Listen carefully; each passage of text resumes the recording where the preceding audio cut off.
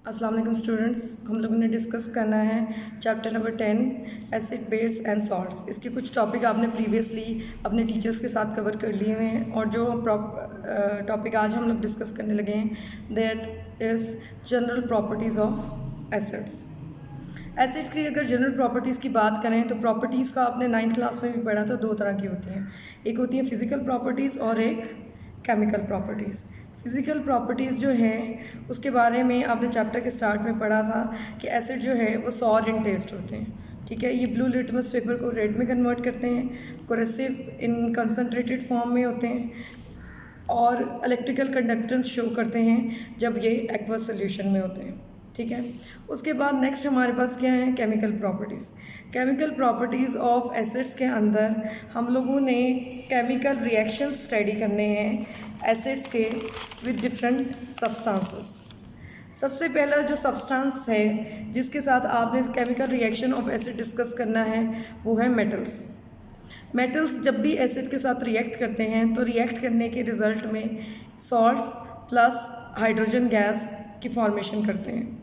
ठीक है, अब हम लोगों ने सबसे पहले जो मेटल लिया वो लिया जिंक और सल्फ्यूरिक एसिड का रिएक्शन होगा तो रिएक्शन के रिज़ल्ट में जो सॉल्ट बनेगा वो हमारे पास वो होगा zinc sulphate ZnSO4 plus hydrogen gas जो है वो इवॉल्व होगी।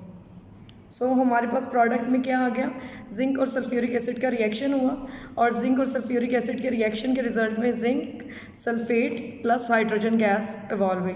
जिंक सल्फेट हमारे पास सॉल्ट है और हाइड्रोजन गैस हमारे पास गैसियस स्टेट में है, इसलिए ये एरो हमने शो किया है।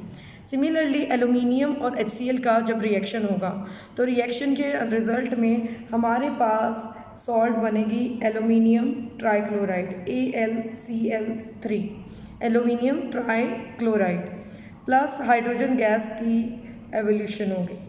अब फर्स्ट इक्वेशंस में जैसा कि आप देख सकते हैं इक्वेशन ऑलरेडी बैलेंस थी, आपको बैलेंस करने की ज़रूरत नहीं पड़ती। इसीलिए सेकेंड इक्वेशन में हमारे पास एल्यूमिनियम ट्राइक्लोराइड के अंदर 3 क्लोरीन है प्रोडक्ट में, जबकि रिएक्टेंट में हमारे पास सिर्फ 1 क्लोरीन है। इसलिए इक्वेशन को बैलेंस करने के लिए हम यहाँ पे 6 लगा देंगे।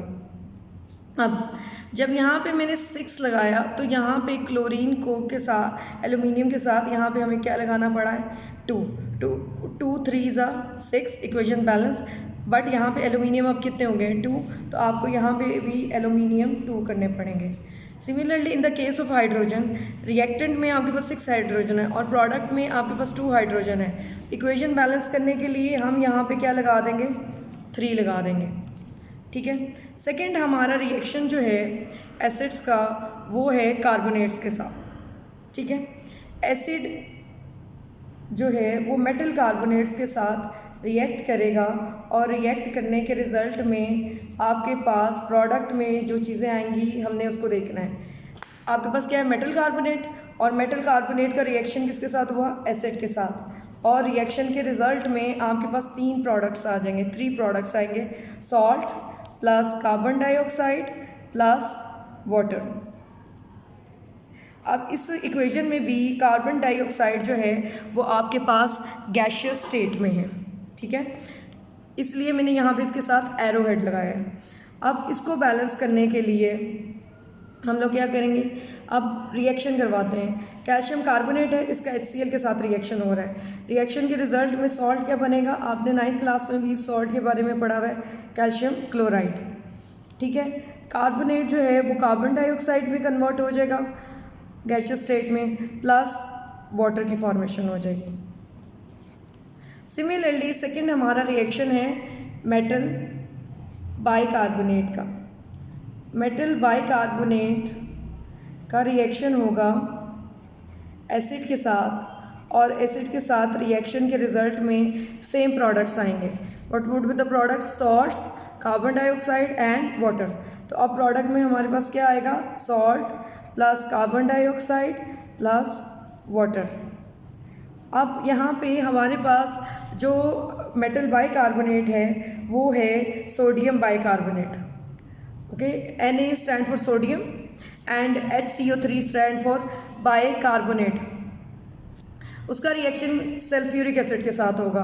तो सॉल्ट को आपको बनाने के लिए आपके पास जो सॉल्ट आएगी वो आएगी सोडियम सल्फेट Na2SO4, ठीक है। और साथ में गैस कौन सी फॉर्म होगी, कार्बन डाइऑक्साइड प्लस वाटर। अब इस रिएक्शन के अंदर आपकी इक्वेशन स्टिल नॉन बैलेंस्ड है। आपको यहाँ पे क्या लगाना पड़ेगा, 2।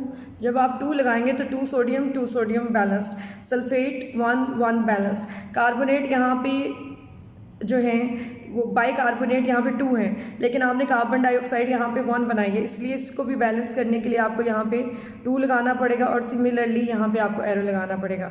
अब वाटर मॉलिक्यूल देख लें, यहाँ पे आपके पास 2 हाइड्रोजन है, +1 यहाँ से ऑक्सीजन एंड +2 हाइड्रोजन यहाँ से। एक इक्वेशन को भी बैलेंस करने के लिए आपको यहाँ पे 2 लगाना पड़ेगा। So this would be your equation, balanced equation. Okay, हमारे अभी तक 2 रिएक्शंस हमने पढ़ लिए, एक reaction with metals and the second reaction was reaction with carbonates and bicarbonates. Metal का रिएक्शन एसिड के साथ होगा, रिएक्शन के रिजल्ट में salt plus hydrogen gas. Metal carbonates का रिएक्शन एसिड के साथ होगा, रिएक्शन के रिजल्ट में salt, carbon dioxide plus water. Metal bicarbonates का रिएक्शन होगा एसिड के साथ, रिएक्शन के रिजल्ट में हमारे पास क्या आ जाएगा, salt plus carbon dioxide plus water.